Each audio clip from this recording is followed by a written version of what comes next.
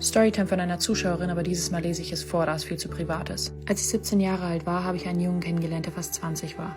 Wir haben uns immer öfter getroffen und immer mehr Zeit miteinander verbracht. Irgendwann küssten wir uns auch und ich verliebte mich in ihn. Allerdings waren wir nie offiziell zusammen. An einem Tag machten wir einen Spaziergang und es fing spät an zu regnen. Ich wollte daraufhin nach Hause, allerdings war es schon ziemlich spät und dunkel und ich hatte Angst alleine. Also bot er mir an, dass ich bei ihm übernachten könnte, da er schon alleine gewohnt hat. Trotz allem, dass ich nicht wollte, hat er mich überredet und wir gingen zu ihm nach Hause. Wir gingen ins Schlafzimmer, er gab mir trockene Klamotten und was zu trinken. 10 bis 15 Minuten später merkte ich einfach, wie ich immer müder und immer schwächer wurde. Er hat angefangen, mich immer intensiver anzufassen und ich hatte keine Kraft mehr, um mich zu wehren. Er vergewaltigte mich noch an diesem Abend und ich habe es nie bei der Polizei gemeldet, da ich verliebt in ihn war und die Schuld bei mir selbst gesucht habe. Ich schickte diese Story, um anderen Mädchen zu sagen, passt bitte auf euch auf. Hello. Here's the story time that y'all have been waiting for about how we FaceTimed freaking Billie Eilish. My friends and I were waiting in front of the Uber Arena in Berlin yesterday. Well, the day before yesterday. It's officially the next day, so first it was just my friends. I came late because I had work. I'm the only one out of the group who has a job, so I had work. So I couldn't be there earlier. They've waited since 1 p.m. and I came and joined them at 5 p.m. Then we just stood there and some random people approached us. One guy goes like, "Do you speak English?" We were like, "Yeah, sure." And they were like, "You're still looking for tickets?" We were like, "Yeah." Then he pulled out his phone, he turned it around, he handed it to us, and it was Billie on the freaking screen. She was like, "Hi." We were like looking at each other. We were like, what the fuck? First, we didn't believe it. Like, who would believe some random guy if he told you, yeah, that's Billie on the phone? Like, I asked her, is this for real? Is this for real? She was like, yeah, it's for real. It's me. Like, she talked to us. She actively talked to us. She talked back to us. She then said, well, have fun at the show. And bro pulled out 2 concert tickets. He handed them to my friends. And here's where we low-key did wrong. I've talked to my friend about this and it's all clarified. No need to come for them. Don't come for me. Like, we can handle this on our own. We just wanted to share our experience. My friend initially planned to look for a ticket for me as well because I couldn't be there earlier. Like I said, I had work. She didn't. I talked to her about it. She apologized 1,000 times for like not looking for a ticket for me as well. Still looking sad. I'm a bit disappointed, but I can't change the situation. It happened and it won't change when y'all talk bad about it or when I talk bad about it. Like, it happened. It happened. So the people from Billie's team thought we were only looking for 2 tickets. So they approached us and gave the tickets to my friends, thinking I already have a ticket, which I didn't. I asked Billie if she had 1 spare ticket, if she had like a 3rd ticket. She was like, yeah, come to my show. And that was it. I asked the team members if they had a 3rd ticket. They were like, no, we only have 2. Billie, if you see this, girl, what did you expect me to do with your words? I can't just go up to the door and be like, Billie said I can come in. Like, can I come in? That doesn't work. It doesn't work. And the fact that she saw all 3 of us and heard me ask her if she had a 3rd ticket is low-key sad because I then went home, and the moment I got into my apartment, I burst out in tears. I tried to not cry the whole way home, and it was hard. It was hard, trust me. But yeah, I kind of hope that explains everything.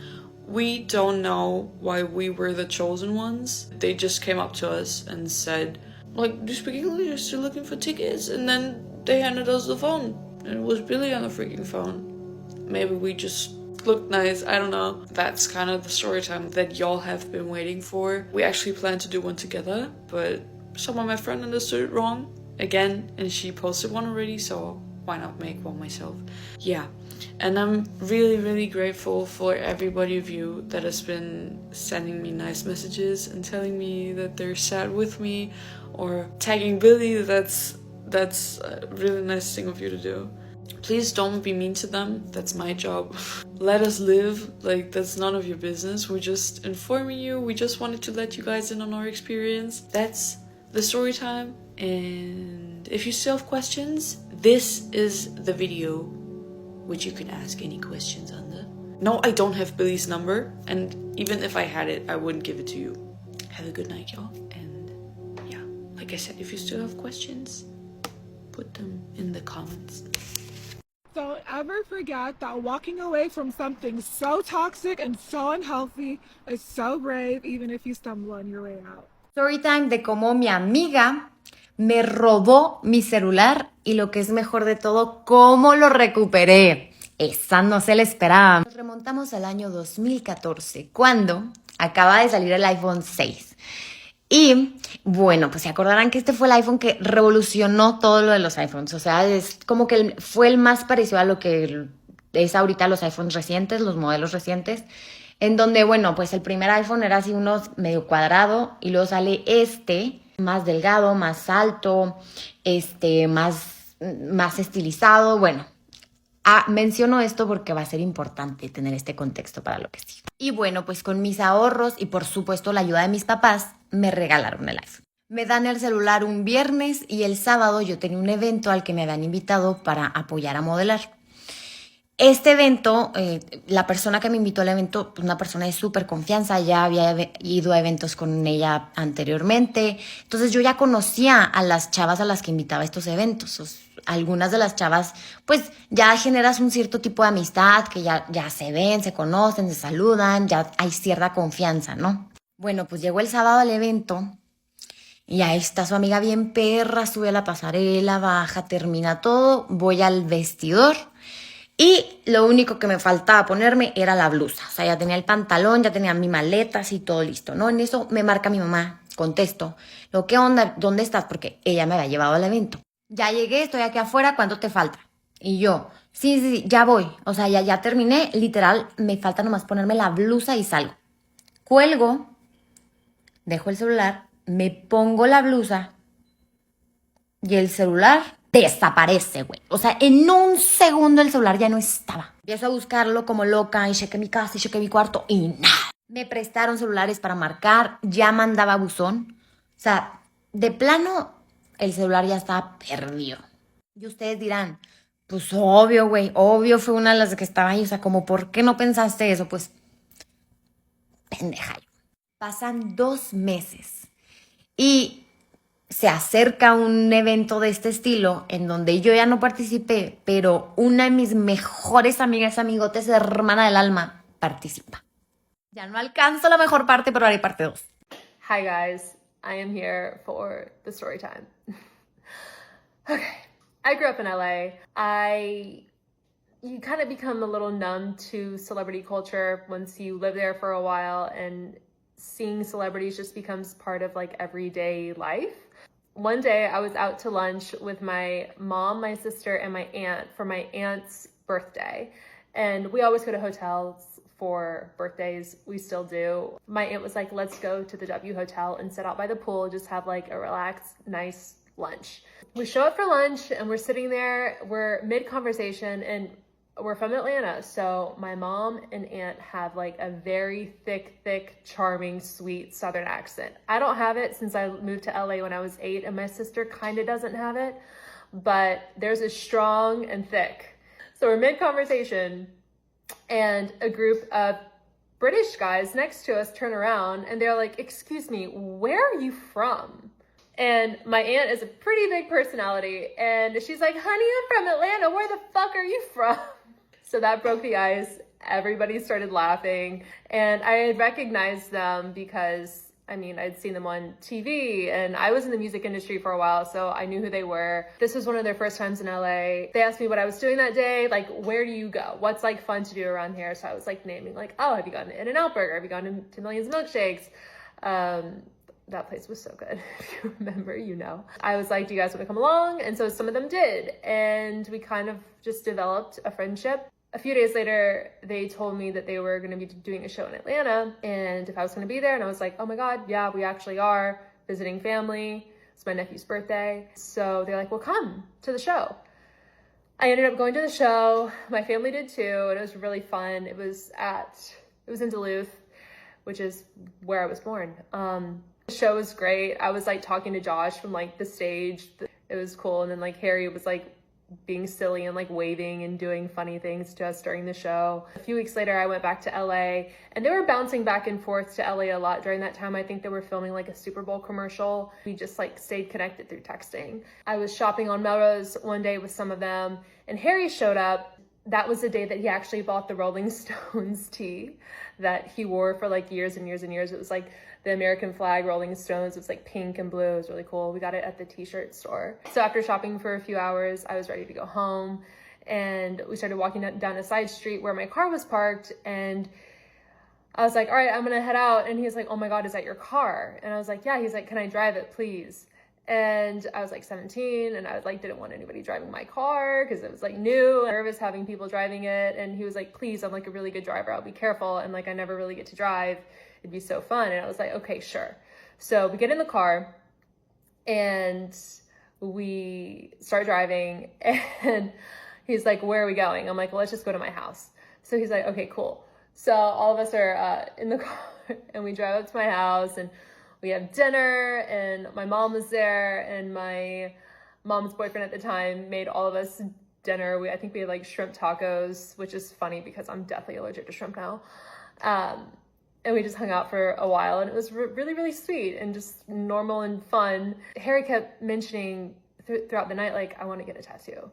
And towards the end of the night, I'm like, well, what do you want to get? And he was telling me some ideas. And I was like, oh, I've always wanted a tattoo. When Harry's about to leave, he looks at me and he's like, come with me. And I said, I can't go with you to get a tattoo. And so then my mom hears, and she's like, Savannah is not getting a tattoo. I was like, I'm not gonna get one, Mom. And he's like, don't worry, like, she's not gonna get one. I won't let her get one, but just come with me. So I said, okay. So we get in the car, and we go down the hill. He was getting it at Shamrock, which was not far from my house at all. And the second we stepped foot inside, he turned to me and said, what are you gonna get? And I was like, I can't get a freaking tattoo. My mom would literally kill me. And he's like, hold on. So he calls her, and he's like pacing on the side, like talking to her for like 5 minutes. And I could just hear like bits and pieces. And then he comes back with a huge smile on his face, and he's like, you're good, you can get one. Then he's like, hold on. He goes and grabs a big piece of paper and a pen, and he's just like drawing something for like 5-10 minutes. And he's like thinking and sketching and then like crossing stuff out that he didn't like. And then he walks up to me with a piece of paper. He's like, get this. And I looked at it, and it was a heart. I was like, this is so cute. And you like it? I'm like, I love it. And I'm like, but it's too big. I need it smaller. He's like, okay, we'll make it smaller. And I was like, should I get it on my ankle? He's like, yeah. I'm like, I kind of like that spot. And he's like, cool, go for it. So I sat down to get the tattoo. I was nervous, which I think he could pick up on a little bit, because he was like, do you need water? Do you need a Diet Coke? Are you okay? And I was like, yeah, I'm just like really excited.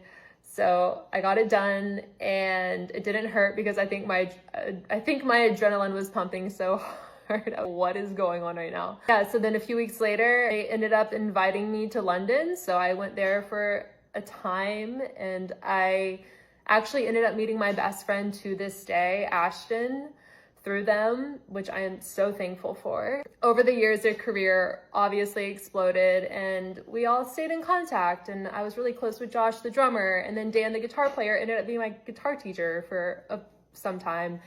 And everybody was just so kind, from their crew, from their family, everybody.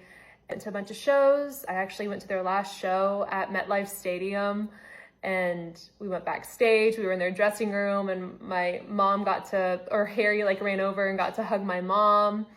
And it was just like a really sweet, like family feeling. Like it was really wholesome, and it was just really nice. People ask if we're still in touch, and no, I haven't been in touch with Harry for a very long time. But I know if I run into him on the street, he would give me a hug. It'd be like no time had passed, and he'd say, how is your mom? I still do keep in contact with some of the crew and the band members, and it was just a really special time in my life. And it's like friends just drift apart. It's like in high school, like you're with a group of people for a period of time, and then you go separate ways. And I don't know, I'm thankful for like that time in my life, and we all have very different lives now. It was a very strange, surreal, and sweet chapter of my life that I am very grateful for. At night, I got a girl's number. You asked for her number. I got her number, yes. I'm sick right now. Did you know in Mexico, La Llorona takes kids who walk near water at night? Long ago in Mexico, there was a beautiful woman named Maria who married a rich man. They had 2 young sons, but over time, her husband started staying away, spending time with other women. One day, Maria saw him with someone else. Angry and heartbroken, she lost control. In a fit of rage, she took her children to the river and drowned them. The moment the water went still, she realized what she had done. She screamed and cried, running along the riverbanks, calling their names. But it was too late. Soon after, she died of heartbreak, and they say her spirit never found peace. Now, people call her La Llorona, the weeping woman. They say she wanders near rivers and lakes, crying out for her lost children. Her long white dress is soaked and torn, and her face is hidden by her wet black hair. Some say they've heard her cries at night, calling, Mis hijos. "My children." If you're a child and you're near the water alone, she may mistake you for her own and take you. Parents in Mexico still warn their kids, don't go near rivers after dark. Write your country and I'll make a video from there.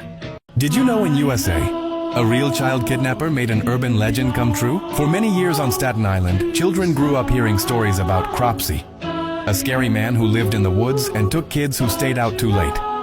Most people thought it was just an old urban legend to scare kids into behaving. But in the 1970s and 80s, the legend became real. Several children started disappearing, and the community was terrified. The police later arrested a man named Andre Rand, a former worker at a nearby mental hospital. He lived in the woods, near the ruins of the hospital, and was linked to the missing children. One of the most heartbreaking cases was a 12-year-old girl with a learning disability who vanished in 1987. Her body was never found, but evidence pointed to Rand. He was charged and sent to prison. The legend of Cropsey had come to life in the worst way. What made it even scarier was that Rand used the old hospital grounds, a place already full of dark history. Even today, some people believe other victims were never found. Write your country and I'll make a video from there.